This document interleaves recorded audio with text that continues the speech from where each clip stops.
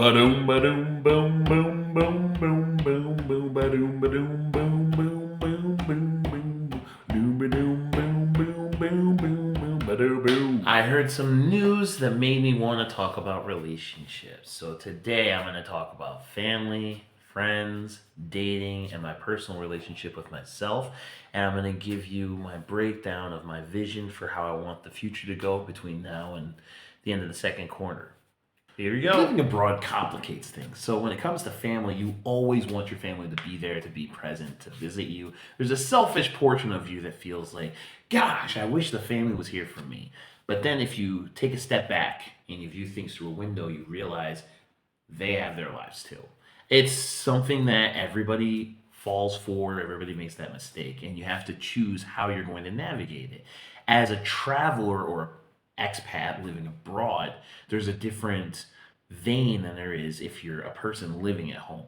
So for me, my vision is to contact my family every week, personal, close relatives, as well as distant relatives, and have a quarterly call with everybody on Zoom. I think technology is really a good layup for navigating around that sea a lot easier.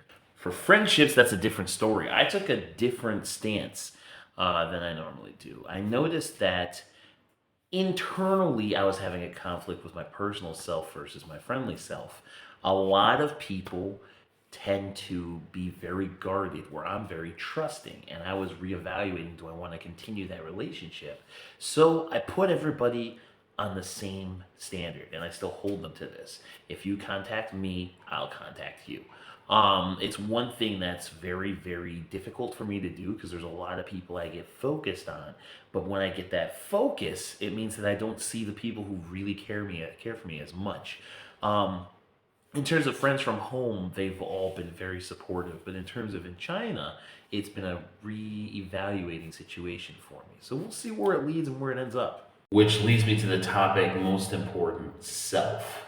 I have not put myself forward in certain circumstances and situations that I needed to. Because of this, it put me in a position where life was more difficult than it needed to be. I've been emotionally beating myself up and emotionally down on myself because I wasn't taking time for myself to really listen to what I want. Now, for myself, a big part of it is companionship. It'd be a lie if I didn't say I didn't want dating. But in order to do that, you have to have the focus to actually commit to what you're trying to do. Some changes you need to make in your life, you need to ask yourself what those changes are and then evaluate it. So these 2 months, which are the hardest, are the 2 months that I'm going to really ask myself these questions and put forth the energy to actually make the changes necessary. Which, of course, brings me to the last subject of dating. So, for me, at my age, I am in a special case scenario. Everybody says the grass is greener when you go for either side. For me, now that I'm rediscovering what it is to be by myself, it's showing me the value of having a relationship more. I'm also, because I'm not socializing as much, having to sort things through my head, and I'm realizing that I use a lot of people in my own way to help myself grow and develop. So finding the right partner is a very important fit. So I'm hoping these next 2 months that, of course, I can find someone that'll keep me happy, but I can find the right balance with that person that'll actually keep me happy and also give me what I need. And I'm realizing that it may not be just here, so I'm starting to look in multiple places. We'll see how it goes. I'll keep you posted, but don't expect anything juicy yet. So I want to leave you with questions. In your relationships right now, which relationship in your life deserves the most attention right now and why?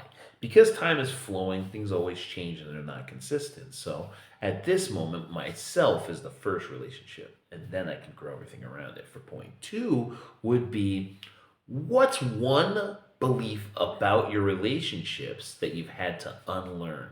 Something that stuck with you through the test of time, but you had to change it. What do you believe that is? And now, thank you very much. I want to ask you to like, share, and subscribe to my channel. Tell your friends, share the video, do what you gotta. Have an amazing day. Peace. and Shazam!